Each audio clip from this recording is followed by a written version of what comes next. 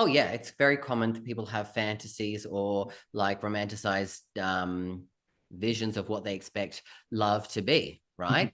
Now, I don't know, there's probably going to be many people out there who have been in relationships in the past, maybe one, maybe two, maybe multiple, right? And usually when you go through, the breakup of a relationship, usually people who are really upset and they grieve, they go, I'm never going to love this way again. Mhm. Mhm. But the truth is that every time you love someone, no matter if it's, an intimate partner, a family member, a friend, you love everyone differently. So having this idea that love has to be this one way for it to work out really holds us back from it, because every time we start to meet someone and we start to date them and it doesn't fit into the idea of love that we have, we go, no, this mustn't be right because this is not how it felt. And I did that for so many years as well. This is me when I was going through the date. It's like, no, this doesn't feel like it's meant to be. It's because Mhm. you see in the movies, you see everywhere that love is this, oh, you see them for the first time and it's and all this stuff, but that's Mhm. just not how it works, right? It's oftentimes love builds. And again, it's going to be different, right? If I look at, like I said, the relationship that I have now, it wasn't what I expected it to be. But because I let go of the need for it to be anything other than what it is, it was able to become something more important to me than ever I could imagine. Welcome to the Queer Quest podcast, your beacon of light and sprinkle of glitter in the queer community. I'm your host, Christiano Green, CEO and founder of Queer Quest and a transformation coach for queer individuals. And together, we're embarking on a journey of transformation. Each week, we bring you a new training topic or connect you with visionary queer leaders in healing and coaching, diving deep into conversations that inspire growth, celebrate diversity, and empower you to live authentically. So wherever you are, settle in and let's get ready to unlock the vibrant potential within. This is where your quest begins.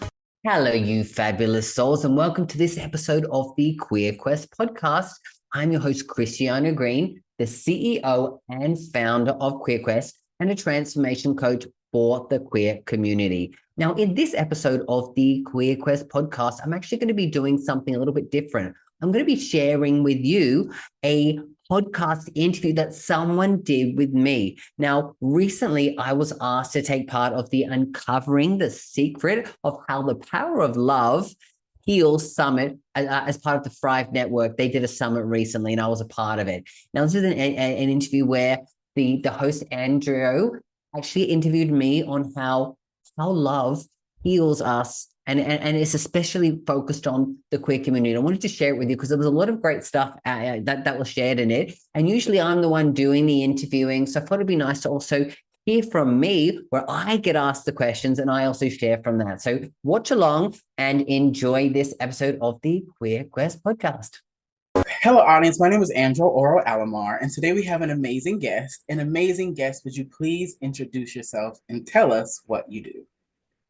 Hello, everyone. Thank you so much for having me here today. My name is Christiano Green, and I am a queer transformation coach, and I'm also the CEO and founder of Queer Quest. So, Queer Quest is actually the world's first personal development platform where we bring together coaches and healers and trainers and gurus from the queer space all together for you guys to come and create your own queer journey. So basically, you're going to go on a queer quest. I myself am a queer transformation coach. So basically, I help people in the queer community who really want to live a authentic life and truly embrace themselves as a queer person, no matter where you are on the spectrum of gender or sexuality. You deserve to have a life that is yours. I That's a love bit that about so me. much. I love that. Thank you for explaining that. And thank you for all that you do in the space that you create, the safe space that you create for queer people to come and be themselves and experience healing. So next I want to ask you, can you share a personal experience that highlights the transformative power of love in healing and nurturing oneself in the context of a relationship? In the context of like a relationship, meaning like an intimate relationship with the partner, or like any kind of relationship? Any kind. It can be partner, friendship, just something that feels like a relationship of any sort. Okay, yeah, sure. What's coming to mind is, uh, I don't know. I think there's a lot of people out there because I've helped a lot of people in the queer community find love and go on the dating journey and get to a place where they're ready to have a proper relationship. But if you looked at me, say, 2 or 3 years ago, I had never been in a proper relationship my entire life, an intimate relationship. Mhm. I always thought that I was ready, but I was just unlucky, that I was never going to happen for me. I had all these stories that I was telling myself because I was still dealing with a lot of trauma and I guess negativity from experiences that I had growing up as a queer person. I got severely bullied growing up, and that really Mhm. played a lot of my confidence and my self-worth and how I saw myself. Because when you get told something every single day for years and years and years, you get pushed around, it really does play a toll on who you are and how you see yourself and how you carry yourself. And so whenever it would come to a point where, I would try to go dating, I would either ghost the person, or I would tell myself that I shouldn't do this, and I would block myself. Or I'd go on the date and I would get absolutely wasted because I couldn't handle it, and I was suffering. So for me, I had to go on a big, deep personal transformational journey. And that was a journey of self-discovery. I mean, I had to let go of the stories that I was telling myself about who I was because of all the stuff that had happened to me. I had to let go of the beliefs around what I deserved and what was worthy of me in my life. And I also had to be open to seeing what I truly was, who I truly was, and what that meant for me and what kind of a relationship I was looking for. The fantastic thing is I went on this journey and I completely took myself out of any kind of dating world for about 12 months while I was really deep into my work. Within me moving to Bali, that was one of the steps of me moving deeper into my own spiritual journey, was just like moving to a place that was spiritual for me. I decided that I was ready. Literally within 6 weeks, I met my amazing partner. We've been together for 2.5 years now. So for me, I know that if I'd come here without doing the work, I wouldn't have met this person, because I wasn't going to be in that space energetically, physically, emotionally, spiritually to meet him. And so when I say, I've helped so many people in the queer community get to a place of being ready for a relationship, it's because I know the journey it takes to get to that place as well. Mhm. Okay, I love that so much, and congratulations on your relationship. That's really, really awesome. I think Thank you healthy so much. relationships in the gay community are very, very rare, from what I've experienced, what I've experienced and what I've seen. I may be a little bit biased, but healthy Okay. relationships I've seen, from my point of view, are relatively rare. So to see you have one, or to hear about you having one, is really awesome. So congratulations. Um, Thank you. Celebrate that one. Took me long enough to find it. I'm holding on to it. but I want to ask you, what did you do to get your mindset on the pathway of healing? Like, what did you? I think that might be too broad. Like, what What practices did happened to you get employ? me on that journey is, I think, is Yeah. kind of what you're asking. Yeah. So Right. basically, I was I was living in a life where I was working in the corporate world.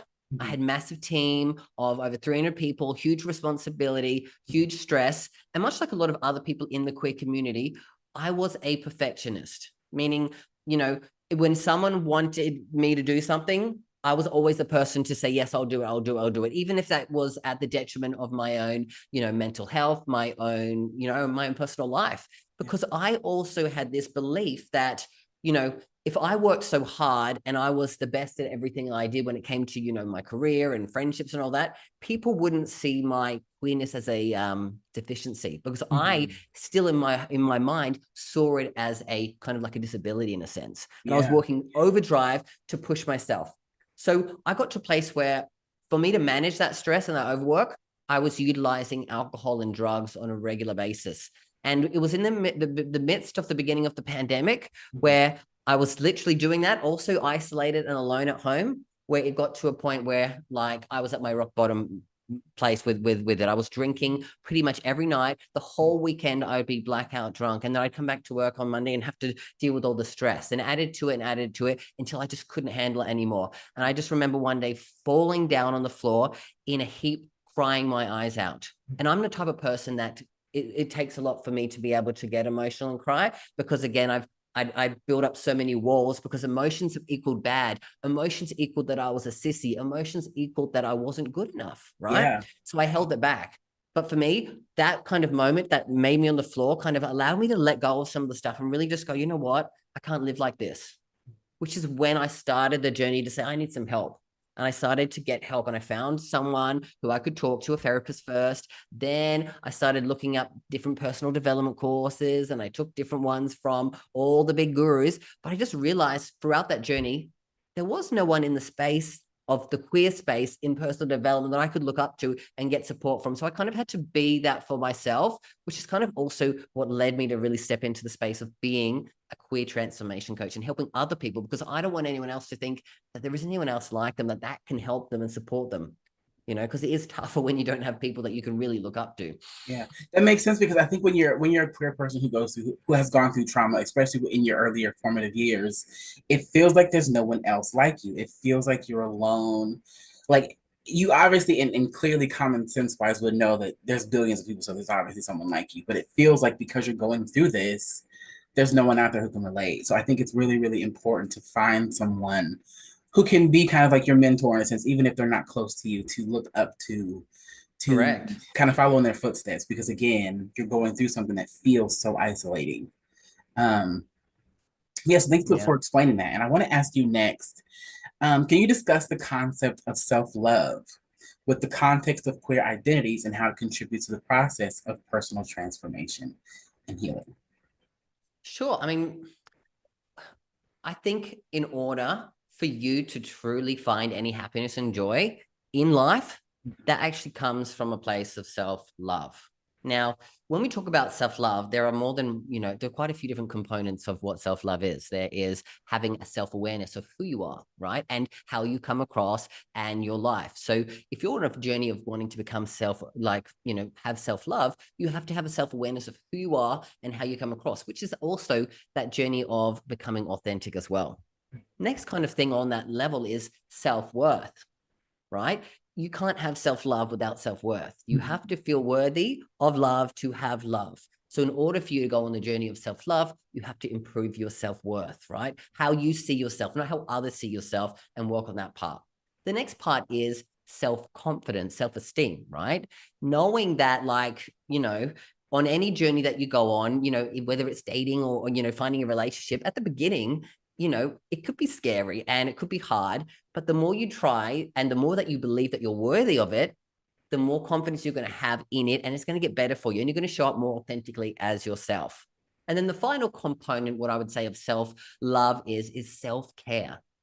Doing the work on a consistent basis to be in a place where you are taking care of yourself, you know, on all levels. And I talk about that holistically. When I talk about self-care, I'm talking about emotionally, spiritually, physically, energetically. I'm talking in your career, in your finances, in your friendships, your relationships, all of those things, right? Because self-care isn't just about, you know, doing a bit of meditation or going for a walk or taking a hot bath, right? It's every area of your life where you are taking care of yourself and putting yourself first, right?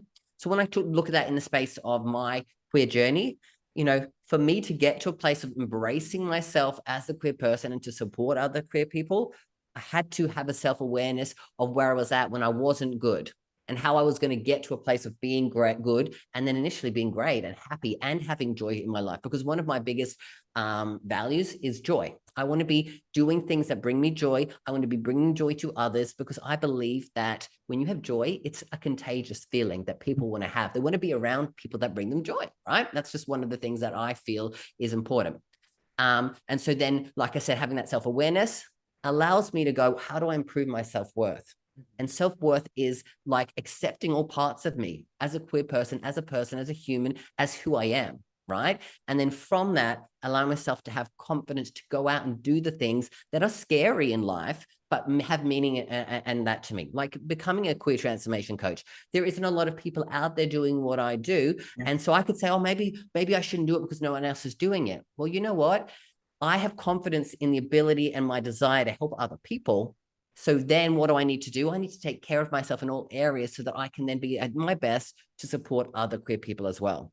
So I hope that kind of answers your question, what I believe around self-love and Yeah. the journey to self-love. No, it definitely answers the question. I think it's important to kind of help people go through it just because I think there's kind of an epidemic of self-hate.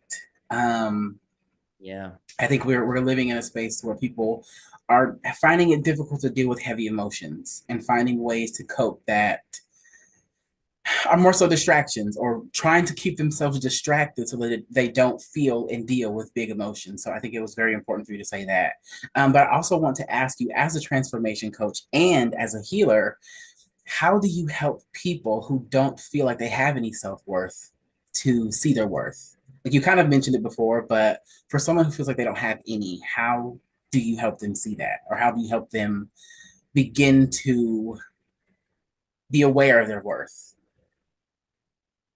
So I think this one can be, difficult to answer in a sense of that, like for every person is different, right? And what they value is different. So for me, what I would like to say is that I always look at people and figure out what is it that they are saying. When I'm speaking to someone who's, at a low point in their life and they want to make a change and they want to have a transformation, usually what happens is people have stories that they tell you, right? I'm sure if you ask someone, how are you? They usually say the same thing to every person because they've built up a story that they want other people to see of them. But the truth is a little bit deeper than that. But usually what I would do is I usually dig a little bit deeper into their story. And I start to pull out what are the beliefs that they have, because usually when someone's telling you something, you can kind of hear what they're saying about themselves or their beliefs. And then you can kind of uncover some of their insecurities, etc. Right? Yeah. But then from that point, when you can see that, it's about having the other person desire, okay, like this is where you are. What is it that you're looking for in life? What do you really want? If everything, so I was able to wave a magic wand today and say, hey, you can have whatever you want in this life. And it has to be you in this life. You can't be somebody else. What is it that you want? Then you start to see them dreaming, right? You start to see that. And you go, okay, so from that point, it's about going, how can we figure out who you are from who you are? Because again, this person over here who's telling the story has low self-worth, and they're probably telling someone who has high self-worth, right? And that's when we can talk about some of the beliefs that they have, usually right then and there, say, hey, look, if the belief that I'm seeing from you that you're holding right here is this, do you believe that this person would be holding that belief? What do we need to shift in this belief to improve your self-worth to get closer to this vision over here? And that's kind of how we would start the journey. And then we'd go on some deeper, deeper work that we can do in between. But I'm just kind of giving a bit of an overall, what someone can uncover easily for themselves is everyone tells stories. Everyone has beliefs in their stories. Everyone has a dream and desire, whether they're willing to say it out loud or not. But it's about bridging the gap and connecting the beliefs and what needs to flip from that as well. Okay, I want to ask you next. This is kind of another broad, kind of vague question a little bit, but I want to ask you, when you're in session with people who have low self-worth or negative self-image, what are the common patterns you see? And do you see them a lot? What are the common patterns I see when someone is like so low self-worth or like bad, negative beliefs? Oftentimes they see it as and we kind of touched on this before, that you're in this alone. The problem that you have, no one else can understand it. No one else can relate to it. No one else can support you on it. And you're dealing with it usually in isolation. You're probably feeling quite lonely in life in relation to that, because when you have a problem that you don't believe anyone else can really help you with, you feel isolated because you may or may not have people that you can talk to at all, or maybe you have and maybe you haven't had a good experience, so then you feel even more isolated. So I would say a common one is that they feel lonely and isolated. That's one normal thing there that I would say for someone in that space, because again, if you had great relationships around you, it's very unlikely that you do have low self-worth, because people who have higher self-worth and confidence usually have really great relationships. Not always, right? There are always going to be, discrepancies in that there, but that's from what I would normally see. Outside of that, it would be, the way that they see themselves. They probably have also a bit of a lack of self-awareness as well about how they are, how they come across. And I used to ask, this kind of a question to people, like, on a scale of 1 to 10, how confident do you see yourself? And I would always hear a lot of people saying, I'm a 9 or a 10. but I've got all these problems, I'm a 9 or a 10.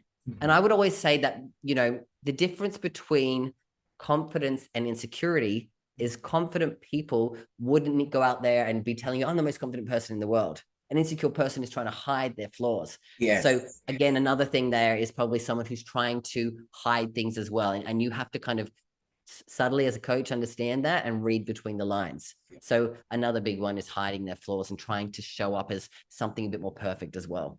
Mm-hmm. Yeah, I love that. Thank you for that answer. Okay, so now I want to ask you, how does the notion of a chosen family play a role in the healing process within the LGBTQ community, and how do you guide individuals into forming supportive and loving connections? And when I say guide, I mean more so like specific techniques you use in your coaching or as a healer. Yeah, sure. So, I mean, often we all know that people in the queer community, having what we call a chosen family is other people who are in this community who can support us, who can be friendships with us. Now, a lot of people that come to me often feel like that they find themselves a lot more ostracized from the queer community. They feel, especially, a lot of gay men that would come to me would feel like all other gay men are bitchy this, or, are shallow, are just wanting sex, you can't have a friendships, all of that stuff. So I would find a lot of people come to me who actually feel like they don't even fit into the gay or queer community. Mm. All right. Mm-hmm. And so what would we do to do this? Now, one of the techniques that I use for most of my clients is I'm a, master NLP practitioner. Mm-hmm. And one of the techniques that I love is called a parts integration. Mm-hmm. Now, this is when you have some internal conflict around who you are, or maybe some of the beliefs that you hold. So maybe, people are going to have a conflict around, I am a queer person, but I don't fit into the queer community. And then they might be saying stuff like, all gay people are this, right? Yeah. Now, when we say all gay people are this, that must mean that if all gay people are like this and you're a gay person, that you're like this as well, Mm-hmm. right? Mm-hmm. But when you say that to them, okay, so all gay people are evil and or nasty or bitchy, Mm-hmm. and you're a gay person, yes? And I would say, are you those things? No, I'm not like that. Mm-hmm. So can't it be true that if you're if you're part of the gay community or the queer community, Mm-hmm. and you say all of them are like this, and you're not this, isn't it possible that there are probably other people out there like that, right? Yeah, exactly. So we get people to kind of make a shift there, but then what we do is we do a bit of a deeper process where we go into the place of what is the conflict, what on one hand, what is the what is the good, what is the bad. We get them to associate it, and then we get to the highest form, and usually it's something like love or joy, and then they can connect the two conflicts and actually realize, hey, look, my belief has stopped me from actually going out there and finding people that are like me, because if I have a belief that everyone's like this, I'm actually going to not take action to meet people because I believe everyone else is like that. But when I can do the work, like I said, and deal with that conflict, mm-hmm. then what happens is I can go out there and go, actually, I now know that that's not true, right? Mm-hmm. Maybe I've had some experiences like that, but not everyone is like that. So I can go out and be more cautious around finding some friendships as well. And ultimately finding a partner, which is what so many people are looking for. Yeah, that really hit home for me because I've kind of had a bad past at generalizing as well, being out there in the community or trying to put myself out there in the community of generalizing everybody as being shallow, this, that, bitchy, and having to reconcile that I might be the same. And also having to reconcile the idea of perfection and not being perfect enough to be chosen by someone I deem as what I feel deserving of, if that makes any sense at all. It kind of sounds jumbled, but I understand. That's one of the most common things that people come to me for if it's, especially if it's, a gay man, that's how they feel. So you're definitely not uncommon to the many of the hundreds of gay men that I've helped over the years as well, right? Yeah, it's weird how we have such division in the community, like as the LGBT community, as LGBTQIA, everything else. As a whole, we have such division, but we have so similar issues that if we unified in those issues and worked through them, I think the community would be so much more powerful, so much better, so much healthier, so much stronger. And that's exactly what the vision I have for Queer Quest to be is if we have a place where, you're going and you're seeing all these other queer people on a journey of personal development, healing, growth, and there are all these other experts that you can learn from, then you're going to be able to meet and see a community that is actually based on love, growth, healing as well. And then, like I said, from that, what are the connections you can make from that? I believe they're countless and endless as well, you know. Yeah, definitely, definitely. And I love that that you're creating a space for people to see that there are healthy gay people. And healthy queer people. I keep forgetting to add everyone else. Someone's gonna watch this and be like, "Well, what about me?" It's okay. I get it. And I know, like I said, oftentimes people talk from their perspective. I completely hear it, for sure. And as we're talking about this, you can realize from who we have here that he is doing well in life. He's happy. He's on a journey of like greatness to help so many other people, but he still has a belief around relationships, right? And so Yeah. what I want to get everyone to know is that like everyone's got something that they need to work on, right? So Mhm. you should always be trying to figure out what those things are Yeah. that are holding you back. No matter if you're so successful in one area of life or many areas, if there's an area that's not, get some support and actually do something about it, because you deserve to be successful and have love and joy in all areas of your life holistically. Exactly. Yeah. Thank you for saying that. Okay, so I want to ask you next. In your experience, how does the exploration of one's desires and pleasures contribute to the process of self-discovery and healing within the community, within the queer community? How does the process of exploring your desires Hmm. like help you to bring healing and growth? Hmm. I think really, if you're exploring your desires and you're following a path that feels authentic to you, then that is all a huge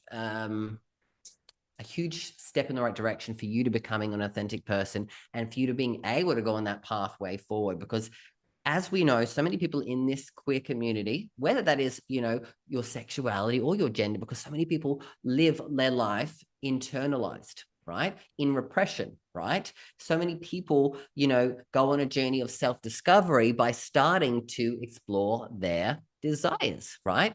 If you think that you might be bisexual, you might be gay, you're going to be wanting to interest yourself in connecting with another gay person, maybe first of all, just like being around them, but maybe it's sexually as well, right? That's what we're talking about when we talk about probably, exploring your desires. Yeah. When you go down that path, you start to realize that maybe like if you're someone who's maybe been with women in the past, there's something different about it, right? Hmm. So exploring your desires allows you to be able to explore yourself also in a healthy way. Now, again, with your gender as well, it might be the way that you express yourself, with the way that you wear clothes, or, different places that you're going to as well, right? And being around other people that might be like you, and finding other people and talking to them and understanding, okay, I feel this way. You felt that way too. Maybe that is part of my journey, right? So being able to find other people to explore those desires with, doesn't have to be sexually, could just be you being you, allows you to get to a place of like becoming more authentic. And then that way, of course, as you become more authentic, you start to allow yourself to let some of the walls down and start to open yourself up, which does allow some of that maybe repressed energy. And whether that's negative, I don't always want to say that's always negative because it's repressed, but it's just like part of you being repressed. Allowing yourself to open that up, it opens you up definitely to a space of healing and growth. But also be aware that just because you've opened yourself up, that's the first maybe step that you need to take.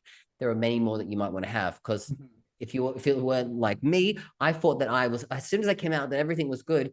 But after really going deep into my healing journey, I was dealing with all of the trauma and stuff from that repression and the bullying and all these other things that I hadn't yet dealt with. So Yeah. just be aware that it's the first step on your healing and growth journey, but it's not the ultimate step that you need to take. Yeah. Exactly. And I would say same. And there was one thing I think as a queer person that really hit me that I kind of want to talk about is I guess there's like this romanticizing of what things will be like growing up as a queer person. I think when you grow up without representation in the queer community, you kind of have this thing where you see straight people and they have this idea of love being like this magical thing, or sex being this magical thing, or intimacy being this magical thing, or relationships being this magical thing. And then you grow up and you get into them and they're not what's depicted, and you're disappointed. So I kind of want to, It's not the Disney fantasy that everyone wants yeah, to have, right? exactly. And it's kind of like, it's almost like disheartening or kind of earth shattering a little bit to go into them and realize that it's not this. Um, and I don't know what that is. I wonder kind of what your take is on that, and have you seen that before in maybe a client or a friend or whatever? Oh yeah, it's very common that people have fantasies or like romanticized visions of what they expect love to be, Mhm. right? Now, I don't know, there's probably going to be many people out there who have been in relationships in the past, maybe one, maybe two, maybe multiple, right? And usually when you go through, the breakup of a relationship, usually people who are really upset and they grieve, they go, I'm never going to love this way again. Mhm. Mhm. But the truth is that every time you love someone, no matter if it's, an intimate partner, a family member, a friend, you love everyone differently. So having this idea that love has to be this one way for it to work out really holds us back from it, because every time we start to meet someone and we start to date them and it doesn't fit into the idea of love that we have, we go, no, this mustn't be right because this is not how it felt. And I did that for so many years as well. This is me when I was going through the date. It's like, no, this doesn't feel like it's meant to be. It's because Mhm. you see in the movies, you see everywhere that love is this, you see them for the first time and it's and all this stuff, but that's just not how it works, right? It's oftentimes love builds, and again, it's going to be different, right? If I look at, like I said, the relationship that I have now, it wasn't what I expected it to be, but because I let go of the need for it to be anything other than what it is, it was able to become something more important to me than ever I could imagine. In a world where every journey is unique, one path shines brightly for the queer community. Introducing QueerQuest, the first of its kind personal development platform designed exclusively for us, by us.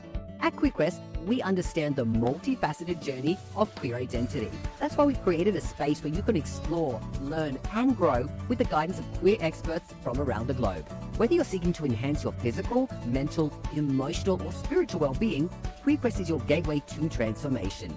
Imagine embarking on quests tailored to your journey of self-discovery, finding community, and unlocking your queer excellence.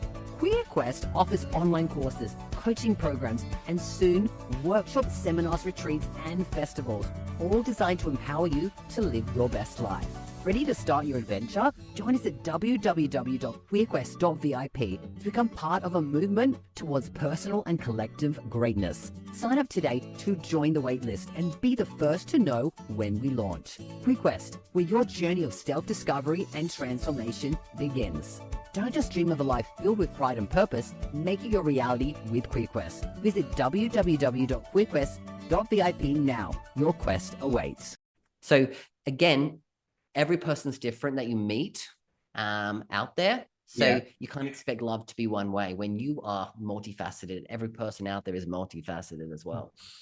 Definitely. I think we always, when people kind of suffer from that, I imagine them suffering or believing that you're supposed to have like this slow motion interaction in the grocery store, and you guys are supposed to slow motion run to each other and hug and kiss, and fireworks go off in the background, and horses come out of whatever, and doves and all this shit. But in reality, it really is not like that. It can be, but Exactly. And oftentimes it comes when you're not looking for it, right? Like, mhm. to be honest, where I met my partner was on a hookup, right? I was like in that place, I was like, I'm ready to have some fun again and open myself up. And like I said, I went there. I realized afterwards, okay, like this person's really cool. We met up again, and then it just kind of went from there. So Mhm. it doesn't have to be any specific way that it happens, but just be open to it happening. I love that. Thank you for sharing that. Okay, so now I want to ask you, can you discuss the impact of societal stigma and discrimination on the mental and emotional well-being of queer individuals, and how love can be a powerful antidote to these challenges? I mean, I think everyone out there has felt some level of stigma or discrimination against them, no matter where you are on, like I said, the LGBTQIA plus community, right? The queer Mhm. community. Like I said, this is sexuality, gender, even people out there who might be things like polyamorous, right? Which necessarily doesn't fit into those spectrums, but like there you hear a lot of discrimination, a lot of judgment from other people about how you should live.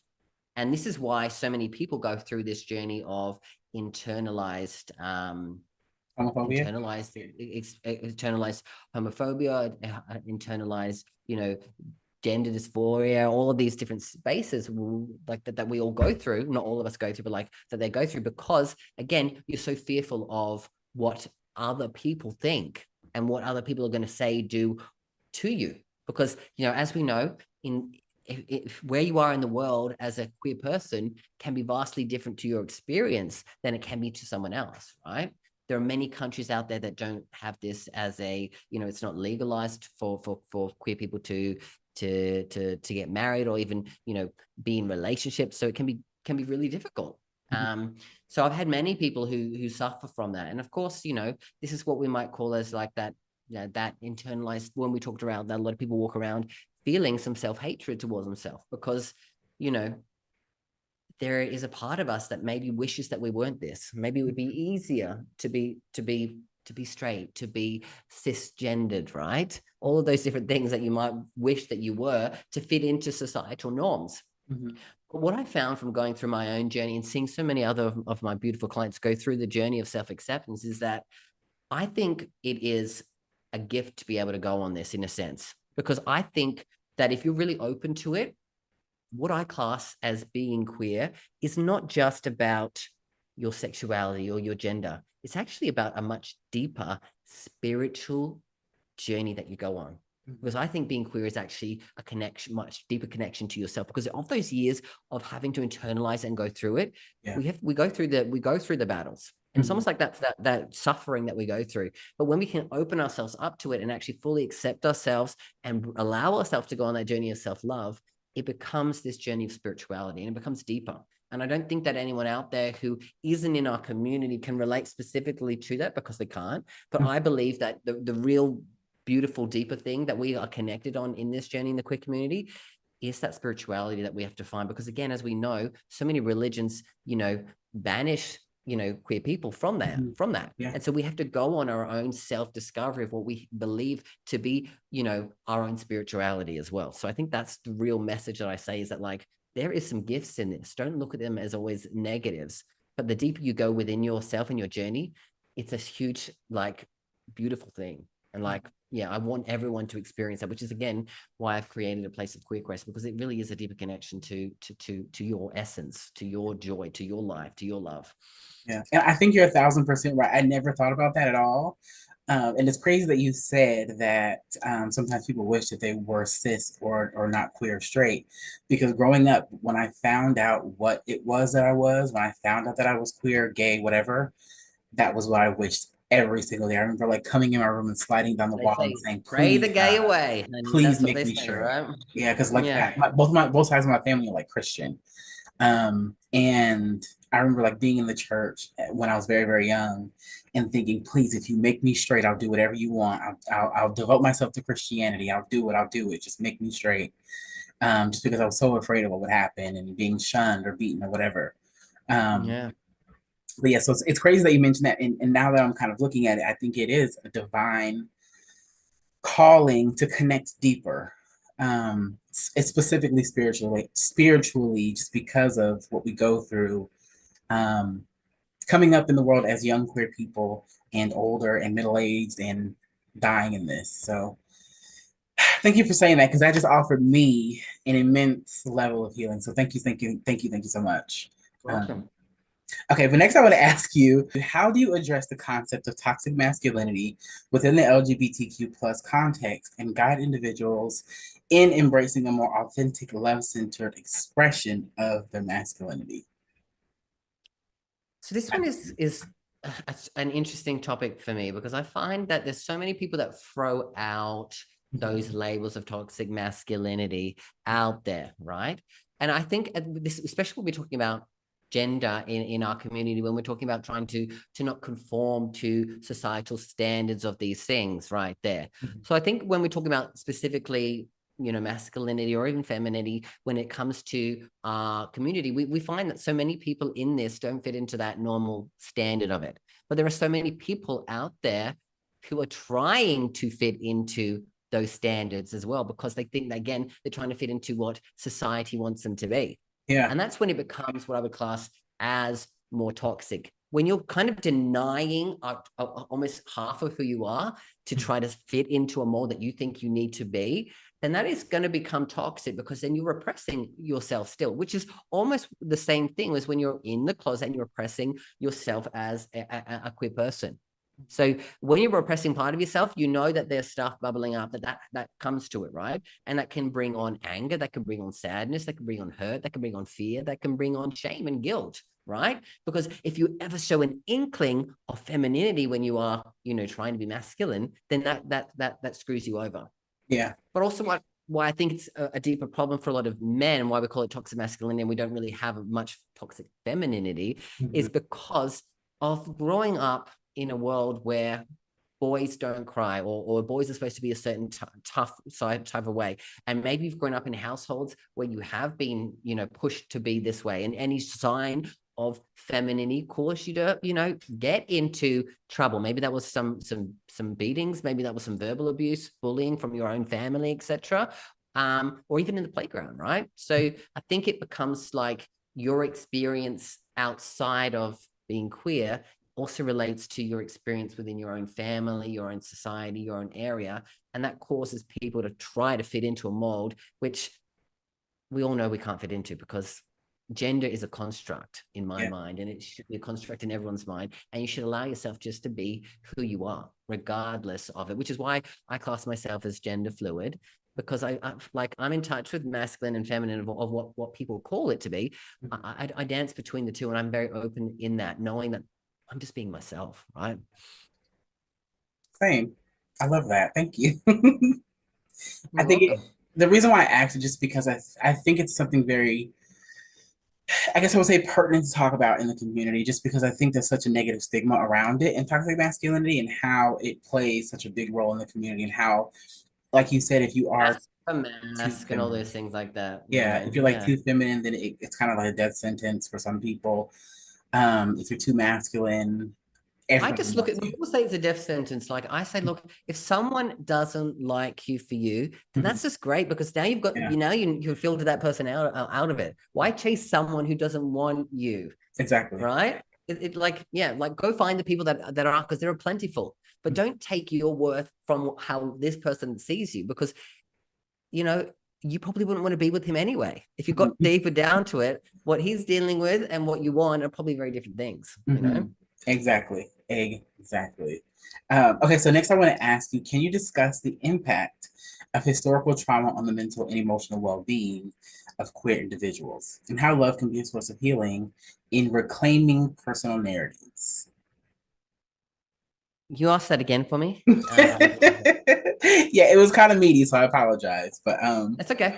can you discuss the impact of historical trauma on the mental and emotional well-being of queer individuals, and how love can be a source of healing in reclaiming personal narratives?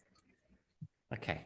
So talking about historical trauma and how it relates to the queer community and how love can be, a healing thing. Is that kind of what you want me to discuss? Mm-hmm. Yeah. Yeah. Perfect. Okay, sure. Great. Well, I mean, as we all know, like, again, where you are in the world as a queer person is very different to the next person.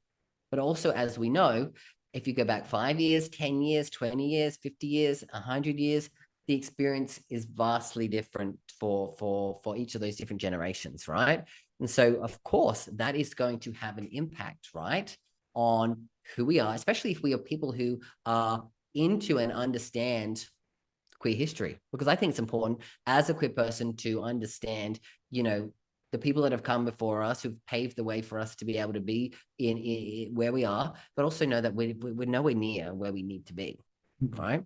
So what I talk about when we're talking about the historical traumas, we all know that certain things happened around the AIDS pandemic, and it was literally, mostly done for queer people, and also for probably the Black community as well, right? These were the two areas that faced it the most, right? And so when you look at that, that can definitely come with a lot of like trauma and fear, which still has a lot of stigma. I mean, of course, there are so many more things that have come out now around HIV and being protective, but a lot of people still have a bad stigma around that. So when we're talking about that in our community, those things have effect, right?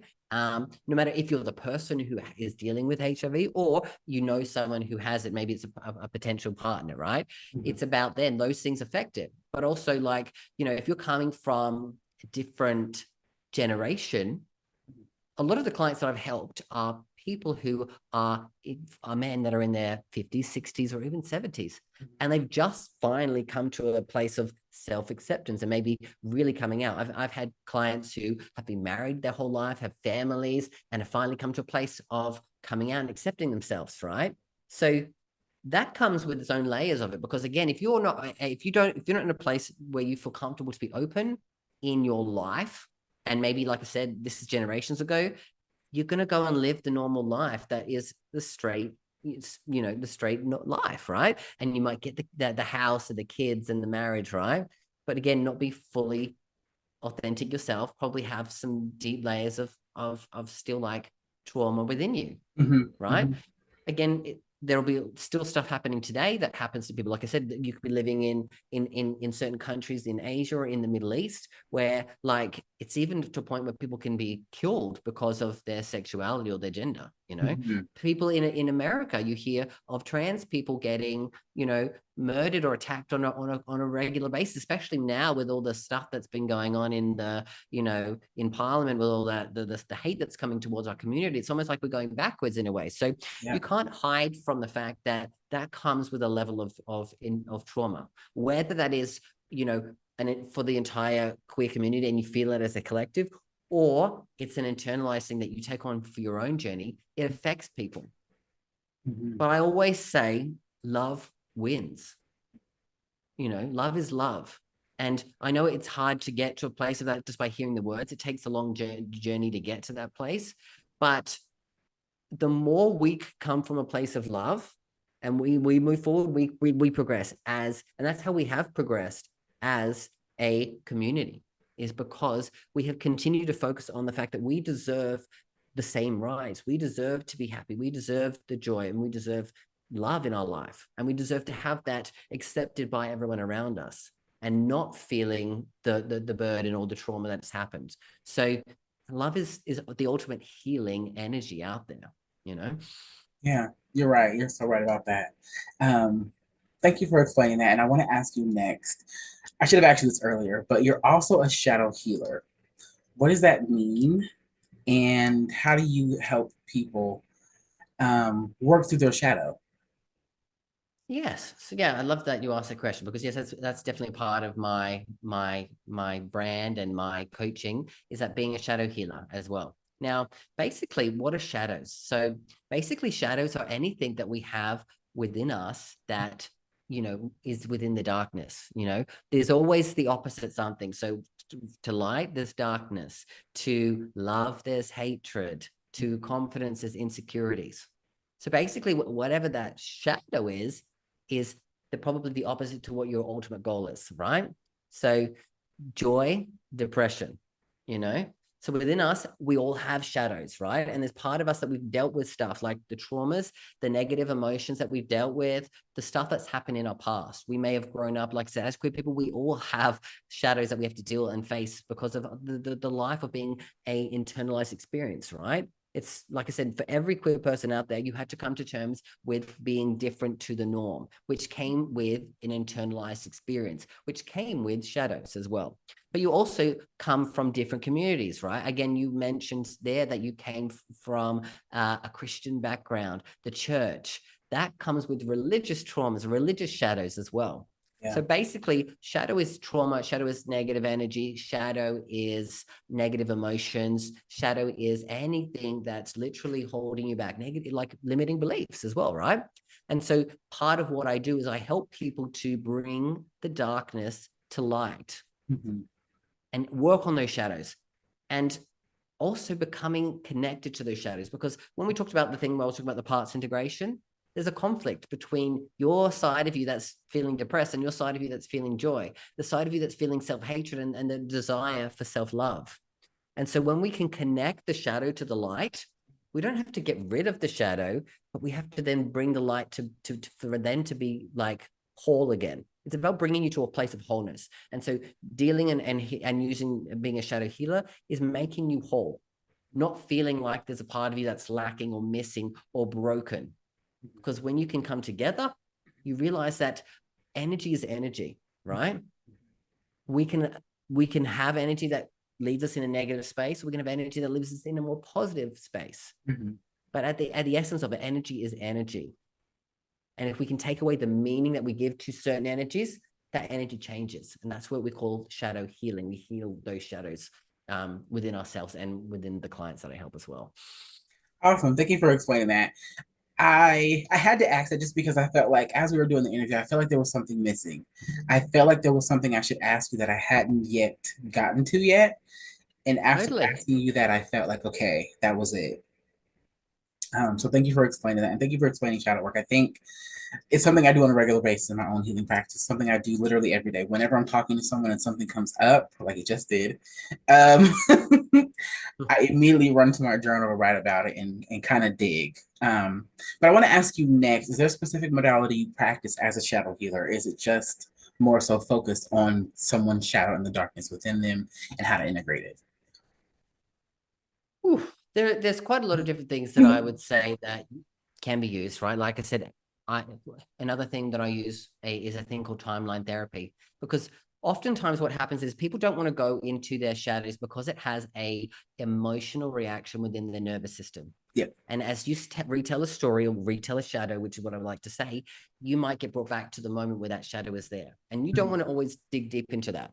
So we can do some pre-work that allows people to regulate their nervous system. We can do that with timeline therapy. We can do that with some breath work. We can do that with some other stuff around energy and making people feel comfortable and regulated. But once we can regulate someone's nervous system, that's when we can get into the actual work of talking it through and changing the meaning. Because if you're not in a place of being able to talk about it, you talk about your shadows, then you're never going to be able to address them.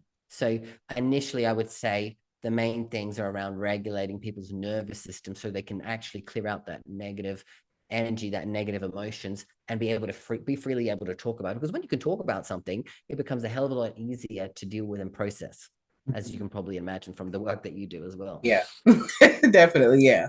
But one more big question I want to ask you before we kind of end things is there a practice you can share that you would like to share with the audience that you use with your clients or with yourself to help you regulate the nervous system? Yes, this is a common one for I mean, there's some easy ones. There's easy breathing techniques that you can do if you're in a heightened emotion. One of the easiest ones that I could give as a gift for people right now to do this is what I call it's the 5-5-5 breathing. It's a simple one. If you're feeling any kind of heated emotion, anxiety, depression, like fear, anger, literally breathe and hold. Breathe for 5. Go 1, 2, 3, 4, 5. Then hold it for 5. Then let go for 5, then hold it for 5. And then you repeat that 5 times. It only takes about 2 minutes because it's a total of 20 seconds each. It takes about 2 minutes to do. And once you've done that, you'll notice that your actual nervous system will be regulated in that moment. But again, there's deeper things that we need to do sometimes to actually clear it out permanently and do some of the deeper work. But that is how someone can easily do it in the moment if they're feeling a heightened level of like negative energy, negative emotion in their body. And then from that point on, I would say start to journal about it. What, like, I'm not sure if I'm able to share on here one of the gifts that I had for people that you were gonna give to them, or if it's just a link. But I have a free journal that for queer people. It's called the 50 questions that every queer person needs to ask themselves to find happiness and success in life, love, and career. And these are questions that are specific to the queer community, that if you were to sit down and ponder on them, I made 50 because basically you could do this and ponder each question for a week, and you could do this over a year, and you would find that you would see a lot of growth and healing and just like self-awareness about yourself. Because again, that journey of self-love, first step is self-awareness. And so really pondering and doing some journal work is key for that as well. I love that. Thank you. That was my next question was, do you have a free gift to offer the audience? But you already answered it, so I don't have to ask it. And you've got you've got the link so that if anyone wants to click on it, you can get it, you can download it for free. It's a free resource that I like to give to a lot of the people that I work with anyway. Awesome. Thank you so much. I think that's going to be awesome and lovely. Okay, so next question I want to ask you is if people would like to work with you, where can they find you? Perfect. Yeah, no, if anyone wants to work with me, first of all, like you can come and check out what Queer Quest is on a deeper level, and you can check it out. I think it's right here, but it's www.queerquest.vip. It's all the information. I'm literally working on the platform at the moment, so it should be coming soon. But if you want to understand, you can join the waitlist, and I'll give you all the information when it comes out. Like I said, I've talked a bit about it, but you'll find all the information there. But if you want to talk about how you can work on with me, in a one-on-one basis, or in any of my programs, I am a queer transformation coach, and you can check me out at www.christianogreen.com, and you'll find ways where you can find out more about what I do, or you get in touch and actually chat about how we can work together, and I can support you on your own journey of queer excellence as well. That's awesome. Thank you for explaining that. Okay, one more question. And that is, what is one thing you want to leave the audience with about love that you think they should truly and honestly know? One thing that I would love for everyone to understand about love, I think I touched on it in one of the questions, is that love is different between every single person that you interact with. Like I said, don't have the notion that love is supposed to be one way. You can love yourself. You can love your mother. You can love your father. You can love your partner or your potential. You can love previous people in your life. You can love people that you've never met before. You can have love for animals, for the planet, but that love is different every single time. But also, the more you love, the more you expand, because then you open up to understand how much more there is. So love expands you, love heals you, love teaches you to grow. So go on that journey of self-love, because as we all know from mother, if you can't love yourself, how in the hell are you going to love somebody else? I love that. That's a perfect way to end us off. Welcome back. It's me here, guys. I trust that interview was really awesome for you. I enjoyed taking part of it, and I trust that you've going to got some stuff out of it. Now, if you want to ask me some questions, share with me your thoughts, share with me any feelings that you have around the episode, feel free to reach out to me on all social media platforms. You know where to find me. Otherwise, I am going to be back here next week with a brand new episode of the Queer Quest podcast with another amazing special guest. So look forward to that. And until then, always remember that you've got this and I've got you. Bye for now. Are you ready to embark on a transformative journey towards love and happiness? Introducing the 21-day Gay Man's Guide to Love and Happiness. This isn't just a course, it's a pathway to discovering your true self, overcoming challenges, and embracing happiness. Join hundreds of gay men who found joy and freedom. Learn from Christiano Green, a coach with 20 years experience and a journey like yours. For a limited time, get this life-changing course at 75% off with a 100% risk-free guarantee. There's nothing to lose, but so much to gain.